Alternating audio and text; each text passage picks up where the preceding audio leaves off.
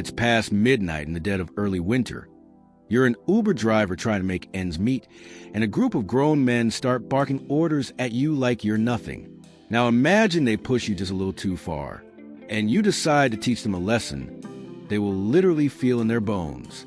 Tonight's story is about how a simple pickup turned into one of the coldest acts of revenge I have ever delivered, and trust me, they earned every second of it. If you've ever dealt with someone who thought they could disrespect you just because you were on the job, hit that like button and subscribe, because this is one of the most satisfying "don't mess with me" stories you will hear today. Let's get into it. Title card: The Night I Left Them Freezing. Detroit, 2018, maybe 2019. If you ever lived there, you know exactly what early winter feels like. Not quite deep freeze, but cold enough that the wind stings your cheeks the second you step outside. Back then, I was driving Uber full-time. Long nights, long roads, long silences broken only by the soft voice of the GPS and the occasional drunk guy insisting he knew a shortcut. But this night was different. It was past 11 p.m. The city was lit but quiet, like it was holding its breath. Bars were just starting to empty out, and the streets were filled with clusters of people heading to ride shares, yelling, laughing, stumbling.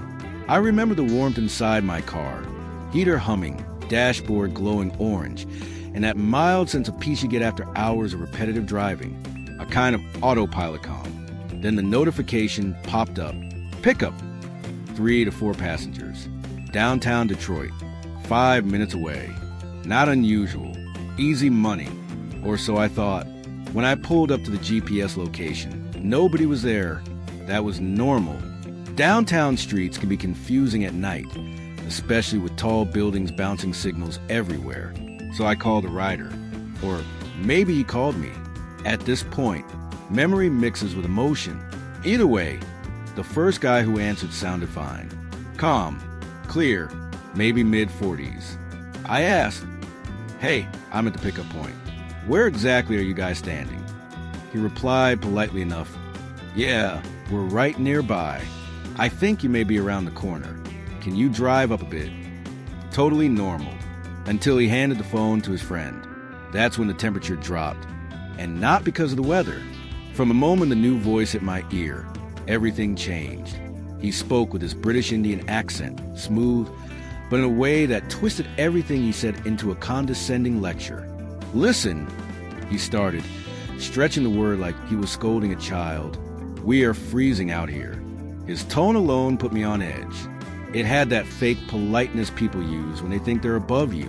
I try to keep my voice even. I'm right at the spot the app gave me. "Can you tell me what you see around you?" But he cut me off.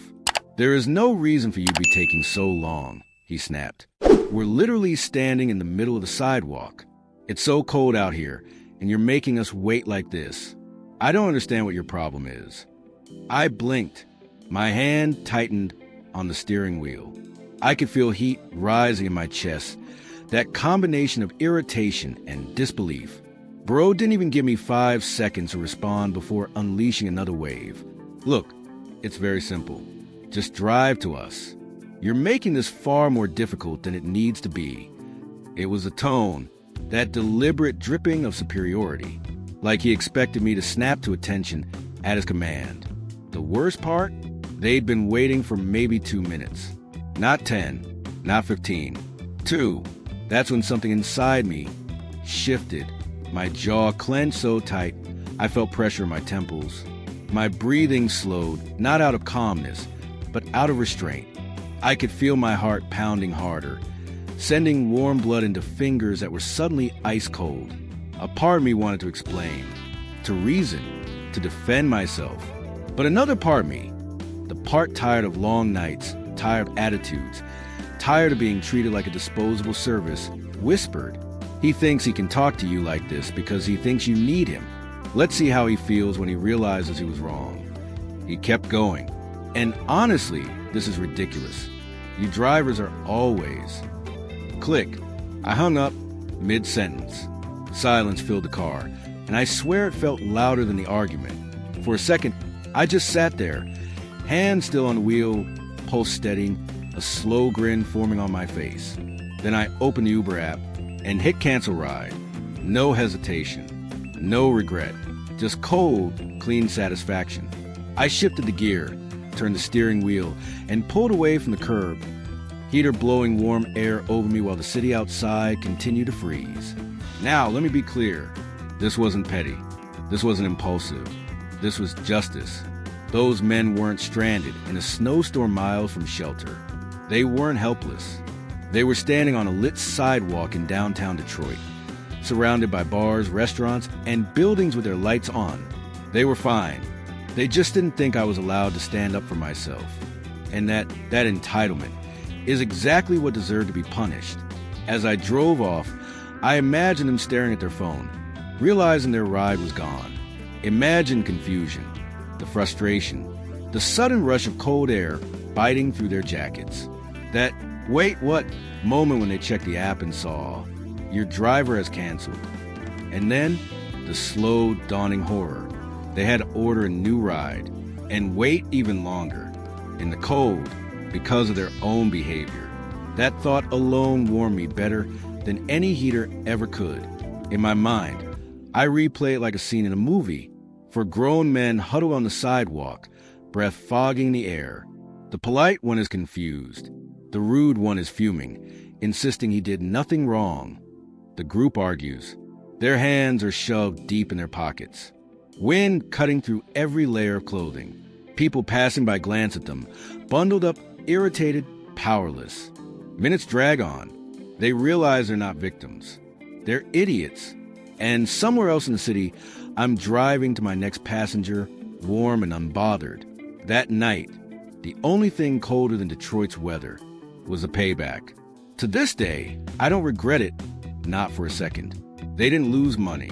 They didn't lose safety. They didn't lose dignity. Okay, maybe that last one just a little.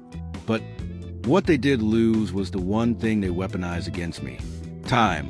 The same time they claimed was so precious.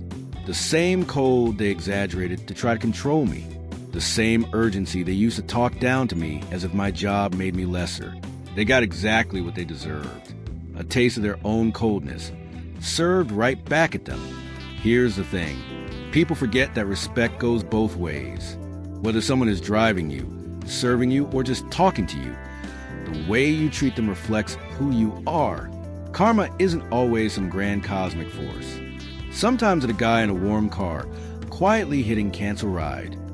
If this story gave you chills, the good kind, hit that like button and subscribe for more real-life revenge stories.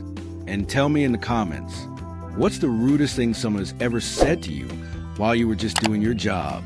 Thanks for listening. Stay warm out there and stay respectful.